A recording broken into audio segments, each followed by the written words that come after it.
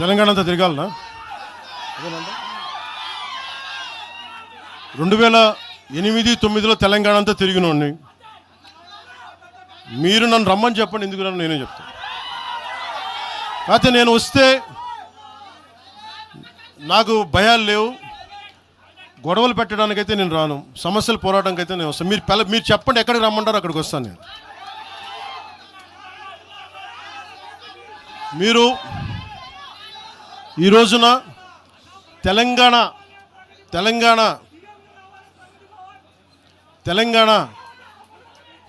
తెలంగాణకి సంబంధించి ఈ నాయకులు మాట్లాడే విధానంగా చూస్తే ఆంధ్రప్రదేశ్లో ఉన్న తెలంగాణ ఐఏఎస్లు కానీ ఐపీఎస్లు కానీ ప్రజలు కానీ తాడేపల్లిగూడెంలో ఈ మధ్యన తెలంగాణ డ్రైవర్లు పాపం ఇబ్బంది పడతా ఉంటే జనసేన ఎమ్మెల్యేనే కూర్చోబెట్టి అందరికీ ఆదుకున్నారు ఆయన.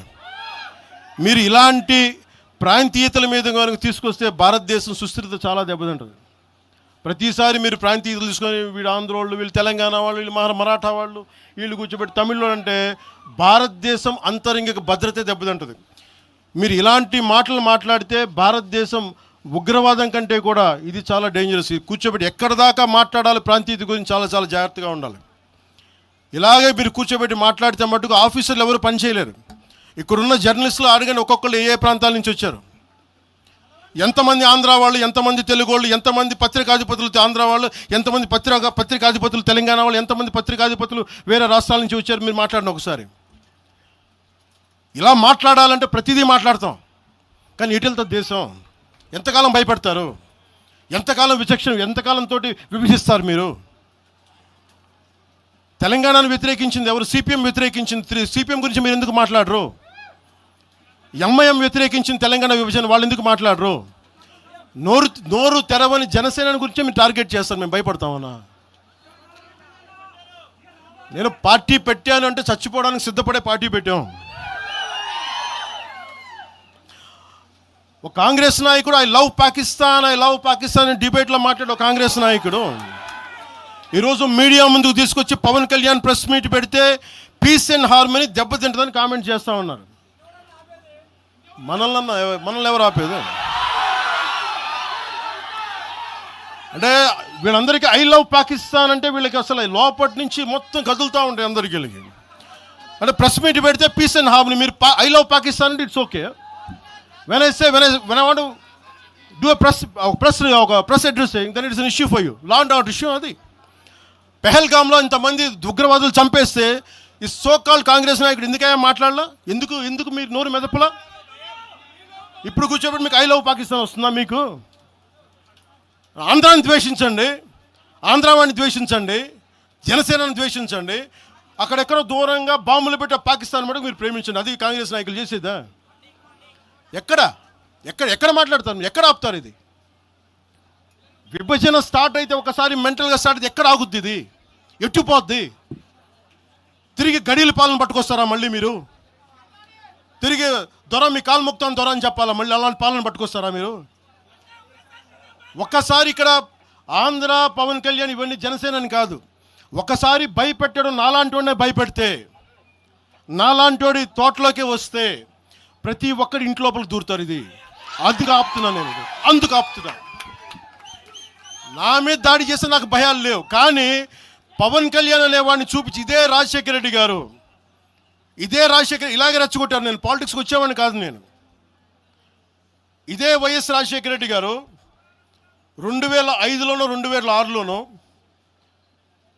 బాలు సినిమా అయిపోయిన తర్వాత నాకు అపెండిక్స్ ఆపరేషన్ జరుగుతూ ఉంటే ఓ హాస్పిటల్ అపెండిక్స్ ఆపరేషన్ చేసి నేను కూర్చొని ఉంటే ఒక ఉన్నతాధికారి వచ్చాడు, ఒక పోలీస్ అధికారి నా కాడికి, ఉమ్మడి ఆంధ్రప్రదేశ్లో సంబంధించిన ఒక పోలీస్ అధికారి. అప్పుడు చెప్పాడు, మీరు పాలిటిక్స్కి వస్తారా? అంటే నేను ఎందుకు వస్తాను సార్ అన్న. మీ అన్నగారు వస్తారంటే లేదు సార్ నాకు తెలియదు అన్న. లేదు మీ మీద బద్నాం చేయడానికి ప్రయత్నం చేస్తున్నారు, మిమ్మల్ని మీ మీద ఏమో అటాక్లు చేస్తారు. ఏం అటాక్ చేస్తారు? మీ మీద కేసులు పెడతారు, దేనికన్నా? ఒకవేళ మీరు రాజకీయాల్లోకి వస్తారేమో. అప్పుడు దాకా నేను నిర్ణయించుకుని నేను నమ్మలేదు. నేను అందరిలాగే సగటు మన మల్లికార్జునలాగా, చుంచుపెంటలో మల్లికార్జునలాగా నేను అమాయకుని నమ్మా అలాంటి ఎందుకు చేస్తారని. కానీ 2 సంవత్సరాల తర్వాత చాలా పకడ్బందీగా ఆ అధికారి ఏం చెప్పాడు అదే చేశారు. ఈరోజు బెదిరించే వాళ్ళకి చెప్తా ఉన్నా, రాజశేఖర రెడ్డి గారి బతుకున్నప్పుడు తెరవని గొంతంతా, లెగవని గొంతంతా ఇప్పుడు లెగుస్తూ ఉంది. చెప్తున్నా, ఆ రోజు నేను గొంతు లేపాను, గుర్తుపెట్టుకోండి. చంపేస్తాం, రోడ్ల మీదకి వస్తే బెదిరిస్తాం అని చెప్పే నాయకుడు ఉన్నప్పుడు ఎదుర్కొన్నాం మేము. తుపాకీ ఇచ్చి వదిలేనంటే ప్రాణాలను వదిలేసి వచ్చాను రాజకీయాలు, గుర్తుపెట్టుకోండి. భయపడి కాదు. ఈ రోజున అదే చాలామంది కాంగ్రెస్ తెలంగాణ నాయకులు ఉన్నారు, రాజశేఖర రెడ్డి గారు ఉంటే తెలంగాణ వచ్చేది కాదని. అలాంటి తెలంగాణ కోసం, ప్రేమ కోసం మేము ఆ రోజు పోరాటం చేశాం. భీమరావు బాడ ఎవరిది? అక్కడ ఆంధ్ర వాళ్ళు ఉంటారు భీమరావు బాడలో. కాంగ్రెస్ పార్టీ భవన్, గాంధీ భవన్ పక్కన కూర్చొని ఎనెక్స్ చేస్తా, ఆక్యుపై చేస్తూ ఉంటే ఇంకెక్కడ స్థలం లేదా అని ఎందుకు మాట్లాడతాం అట్లా మాట? మీరు బెదిరిస్తూ ఉంటే బెదిరిపోతామా మేము? ఇది ఒక్క కాంగ్రెస్ నాయకుల గురించి కాదు. రేవంత్ రెడ్డి గారు ఇప్పుడు వచ్చారు కాంగ్రెస్లోకి.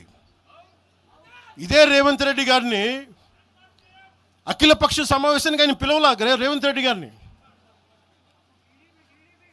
ఆయన టీడీపీ నాయకుడు అని చెప్పి ఆ రోజున, అది మాకు తెలుసు.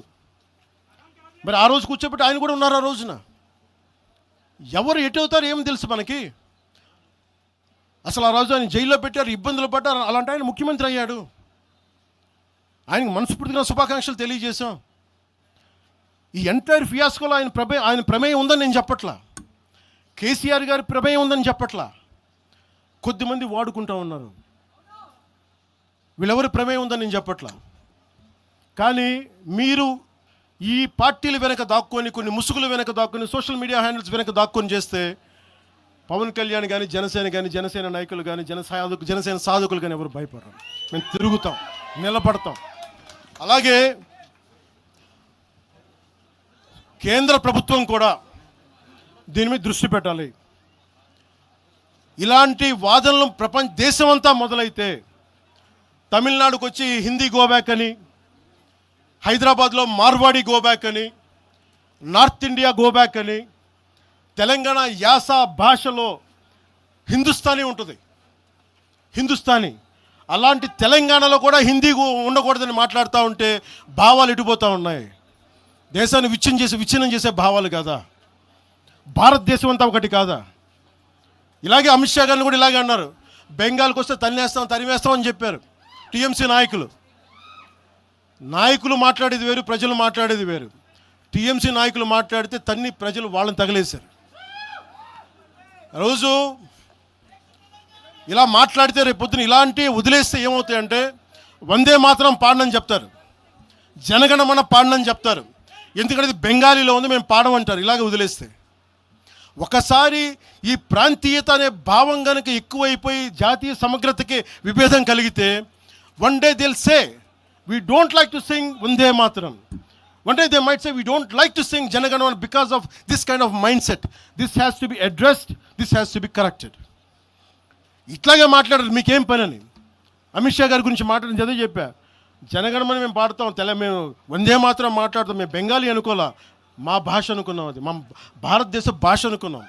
అలాంటిది తెలంగాణని ఇంకెంత గుండెల్లో పెట్టుకుంటాం, తెలంగాణ ఎంత లోపట్టుకుంటుంది, తెలంగాణ కోసం ఎంత చచ్చిపోతాం. నేను ఆంధ్రప్రదేశ్కి దృష్టి సారిస్తున్న ఒకటే, తెలంగాణకి యువత వలసలు తగ్గాలంటే ఆంధ్రప్రదేశ్లో యువతకు ఉద్యోగాలు అక్కడ రావాలి, తెలంగాణ యువతకి ఇక్కడ ఉద్యోగాలు, దానికోసం మా ప్రయత్నం. వలసలు ఆగాలి ఖచ్చితంగా. మీరు అనుకున్న నేను తెలుసా, మొత్తం అందరూ ఉన్న 100 ఉద్యోగాలకి 10,000 మంది కొట్టుకుంటే కనీసం దాంట్లో మొత్తం 10,000 మంది తెలంగాణ వాళ్ళు కావాలని నేను కోరుకుంటా ఉంటాను. దానికోసం మా ప్రయత్నం. అందుకు నేను ఎప్పుడు దృష్టి సారించలా. కానీ కూర్చొని మమ్మల్ని బెదిరిస్తా ఉంటే మటుకు ఇక్కడితో దయచేసి ఇది ఆపండి. లేదా కూర్చోబెట్టి ప్రజలు కోరుకున్నప్పుడు, మా నాయకులు కోరుకున్నప్పుడు ఖచ్చితంగా తెలంగాణలో అవసరమైన ప్రతి చోట తిరుగుతాం. దానికి భయపడమని తెలియజేసుకుంటున్నాం.